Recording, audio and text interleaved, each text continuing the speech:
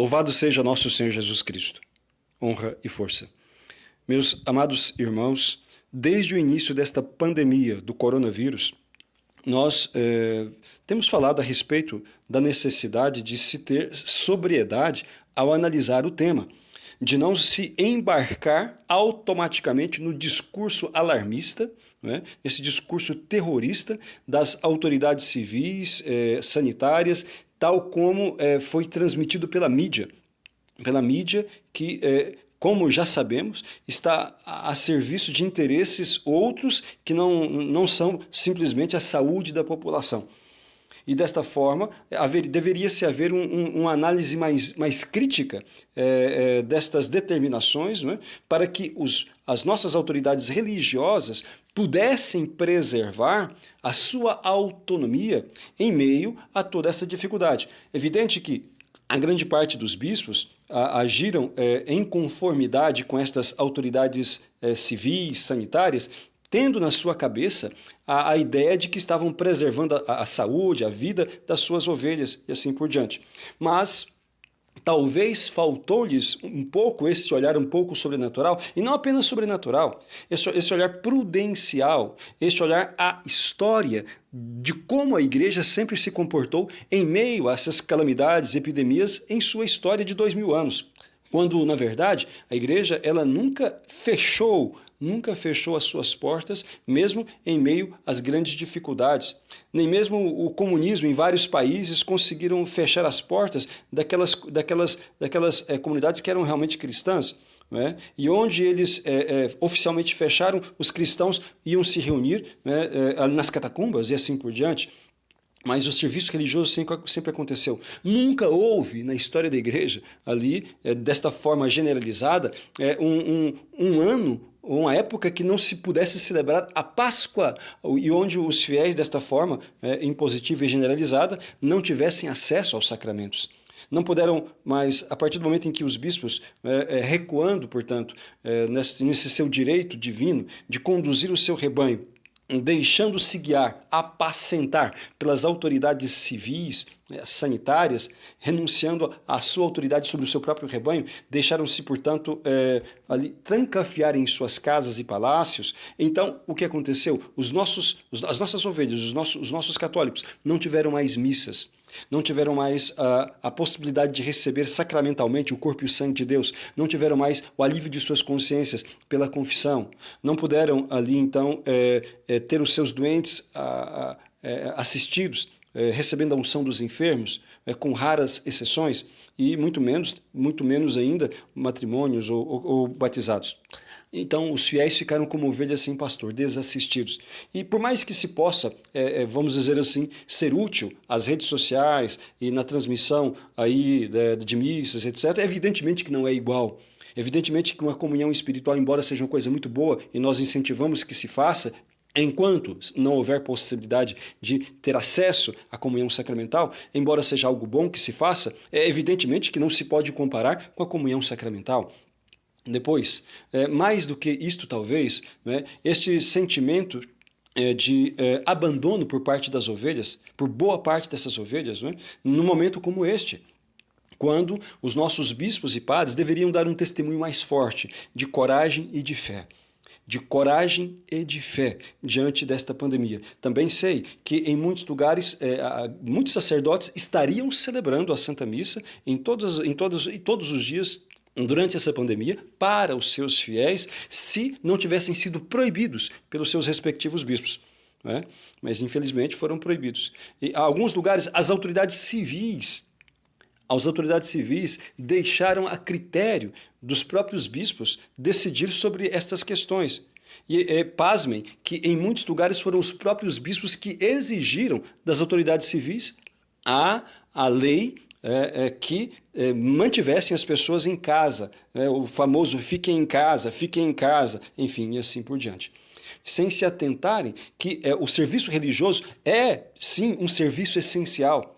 No meio de toda essa loucura que se está vivendo, né, ter acesso ao consolo de Deus através da missa, através da Eucaristia, da confissão, evidentemente que é um serviço essencial. Um serviço essencial. no Brasil, o presidente determinou que o serviço religioso fosse incluído. E por mais que se possa parecer loucura, e na verdade quantos padres e bispos o criticaram por causa disto? E de forma que estamos ainda esperando da parte dos nossos pastores atitudes mais firmes para que possa romper todo este isolamento por parte das ovelhas. E é necessário que se faça. Não se pode continuar desta forma. Na verdade, nem deveria se ter entrado nesta quarentena tão radical, suspendendo os serviços religiosos, ainda que tivéssemos que enfrentar as autoridades civis, ainda que se todos os bispos tivessem essa atitude de fé, mantendo abertas as suas igrejas, eles iam prender todo mundo? Iam prender os padres, os bispos e os fiéis que participassem? Claro, ninguém quer dizer que se faça as coisas de qualquer maneira. Tome-se os cuidados devidos, as distâncias e também ali a higienização necessária. Como foi dito por vários bispos como solução, celebre-se mais missas de forma que se diminui o número de pessoas nas igrejas, mas nunca se deveria ter deixado de celebrar. E à medida em que os bispos foram dando esse espaço para essas autoridades civis se emiscuírem, se meterem em decisões que caberia aos pastores da igreja, então os abusos foram acontecendo. Notícias no mundo inteiro, também no Brasil, de padres que estavam celebrando com poucas pessoas, com o objetivo de transmitir pela internet para os demais fiéis. Tiveram as suas igrejas profanadas, polícias ou fiscais entraram para interromper aquelas missas.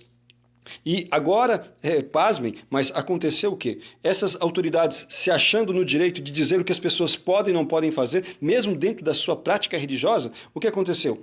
Aí, governador de Santa Catarina, o senhor chamado Carlos Moisés, ele, abrindo agora ali a possibilidade de haver as celebrações religiosas, determina como devem ser as coisas dentro da igreja, dizendo que só pode ir 30% da capacidade, que as pessoas devem usar máscaras e que, pasmem, que os objetos, as hóstias que forem consumidas devem ser empacotadas. Aí eu pergunto, então, aos senhores bispos e aos senhores padres, que bovinamente obedeceram e fizeram os fiéis também acharem que deveriam obedecer às autoridades sanitárias, às autoridades civis. Eu pergunto, vocês irão obedecer a isto? Os senhores irão obedecer a essa determinação? Irão empacotar as hóstias para depois distribuí-las aos fiéis? Desta forma, como se fosse uma bolacha? Veja a que ponto se chega quando se renuncia àquela função que é própria do pastor, de conduzir o seu rebanho. É necessário, sim, que os fiéis possam se levantar, pressionar os seus bispos e seus padres e começarem, enfim, a darem funcionamento às coisas, afinal. Nós somos católicos. Nós precisamos entender que não existe nada que valha mais no mundo do que uma santa missa. E temos o direito de ter esta assistência religiosa. Portanto, é preciso fazer alguma coisa, é preciso que as vossas excelências, os nossos bispos, tomem consciência desta responsabilidade, né? E que, ao menos, se não tiverem coragem de celebrar, que não impeçam os sacerdotes que querem celebrar de fazê-lo ao povo. E quando, na verdade, né, deveria ser ali toda a igreja unida nesse ponto, todos juntos, porque assim ficaria muito mais difícil para uma ação negativa por parte das autoridades policiais ou civis. Mas se fosse preciso que nós fôssemos presos por estarmos louvando e adorando a Deus, que assim seja. Que assim seja. O que nós não devemos é deixar com que os direitos de Deus e dos fiéis, daqueles que adoram o nosso Senhor, sejam tratados desta forma, de maneira vilipendiosa. Meus amados irmãos, por mais absurdo que seja aquilo que está acontecendo, enfim, era algo que era mais do que previsível se pegasse este caminho, esta via, desta subordinação inconsequente a autoridades. Repito aqui, devemos ter os cuidados necessários. Devemos ter os cuidados necessários no trato com as pessoas, como tem sido recomendado exaustivamente. Mas é preciso que haja-se bom senso. Não se pode colocar estas coisas acima de tudo. E não se pode, por causa dos cuidados também, deixar de participar, deixar de se viver aquilo que é a nossa fé. Enfim, que se retome com urgência máxima a assistência ao nosso povo. E que esse tipo de ingerência, como está sendo feito, por este governador, como está na tentativa de ser feito por esse governador aí de Santa Catarina, seja cortado na raiz. E que talvez isso sirva de lição para ver a que ponto se chegará isto e coisas piores se nós delegarmos, se as nossas autoridades religiosas delegarem as decisões às autoridades civis. Está na hora de enfrentar esta situação e, se for o caso, desobediência civil, sim, no sentido, para honrar a Deus, vamos fazer aquilo que é necessário, ainda que a gente tenha que enfrentar consequências. Que a Santíssima Virgem, Nossa Mãe do Céu, nos abençoe e nos dê a graça de termos a fortaleza necessária para honrarmos nosso Senhor e nos dê sabedoria para saber lidar com toda essa situação que está se abatendo sobre o mundo inteiro e que cesse, portanto, toda esta clausura da religião e todo este distanciamento, né, que foi provocado, que foi estabelecido, que foi determinado dos fiéis para com a prática sacramental. Louvado seja nosso Senhor Jesus Cristo.